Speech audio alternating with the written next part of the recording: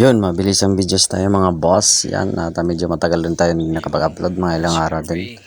At good din mga boss. Meron tayong unit dito, yung dala ko minsan.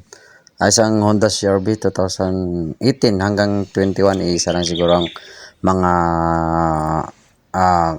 tawag nito, filter or cabin filter.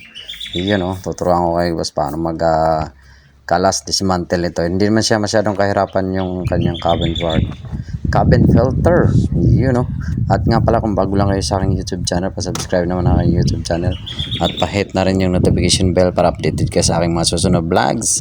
At sa aking FB, pa sa Agassi sa Works naman. At yun. At yan, at kung mahilig kayo sa mga DIY boss, bagay na bagay ito sa inyo. Yun, at yan na accessible na yung kanyang wifi ang ginawa natin. Hinugot natin yung kanyang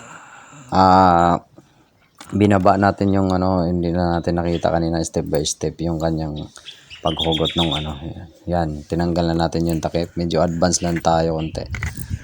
Yun sa may niyan, parang dito sa may right side. Ito yung sa cabin filter na kasi to. Yan yung cabin filter na yan. Yung filter niya mismo boss, may pangalan yan sa hindi yan. Iwasan nyo magkabliktad dyan. May tough, may nakalagay naman dyan na pangalan. Make sure na sa labas yung pangalan yan. Medyo madumi na, kapal na ng dumi. Medyo matagal na siguro to hindi nalinisan at medyo palitin na rin, sasabihin na lang natin kay boss. Yung pinakabisagra nung ating ano ba tawag ito? Yung pinaka yung packet niya, yung mga lagay ng mga gamit. Yun lang binababa boss. Para makuha nyo na yung filter, at humanap tayo dyan. Yan, yung nawakan ko na nga, sinara yun.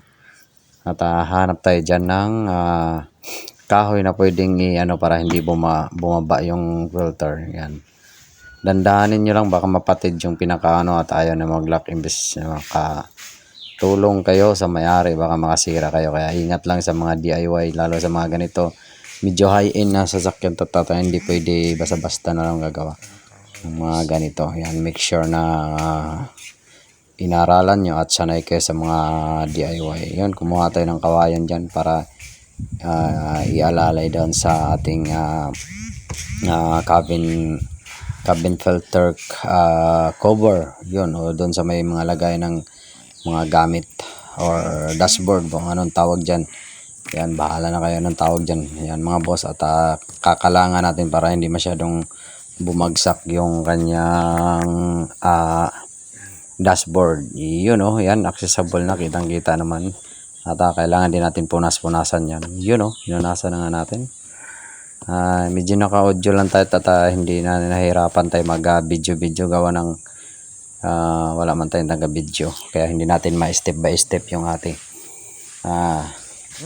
yun, hinugot na nga natin yung kanyang filter. At simple lang yan boss, wag nyo tong babasiin. Pwede nyo hanginan kung may compressor kayo, pero wag nyo babasain at medyo masilan to at may halong karton yung mga filter ng mga ganito. Parang air cleaner lang din, air filter ng mga sasakyan or may motor kayo, halos ganito lang din ang kanyang elements o materials. Yan, itataktak nyo lang boss.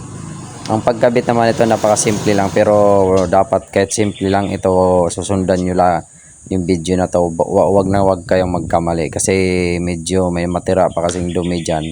Dapat sakto din yan doon sa nilagay nyo. Dapat yun din yung position yung pagtanggal nyo. Kaya mas maganda talaga nga, lalo sa panahon ngayon, hindi na masyadong hirap mag-DIY ngayon kasi marami ng mga video na mga or kaya may cellphone kayo, pwede kayo mag-video bago mag-DIY ng mga ganito. At least alam nyo, pwede nyo kung medyo na misplace or nakalimutan nyo yung pagkakabit ng mga DIY nyo, okay na. Pero maraming yan mga boss, maraming tak yan, kumbaga talagang nilinis natin talaga kasi medyo makapal na yung mga alikabok or nanigas na yung mga alikabok dyan kasi cabin filter, ibig sabihin puro hanging malamig ang dito, yung nahigop dito. At ano bang purpose nito yung paglinis natin? Ang benepisyo naman nito boss, para hindi hirap din yung makina na mag-produce at hindi siya masyadong maano sa kanyang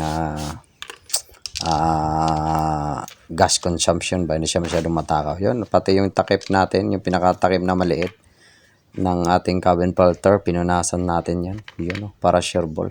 At yan lang mga boss, at sana antaba dyan yung next video natin at baka yung isang sasakyan pag may oras tayo, anuhin natin. Medyo may kahirapan lang yung isang sasakyan, papakita ko na lang.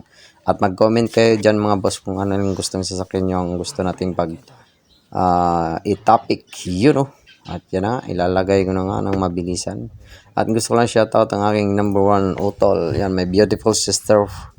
Yan, Chian Vlogs. Shoutout sa iyo guys. Kaya pa-subscribe na rin yung kanyang YouTube channel guys. At yung kanyang FB page, Chian Vlogs. Sikat na vlogger ng UAE. Yun, Dubai. Dubai pala.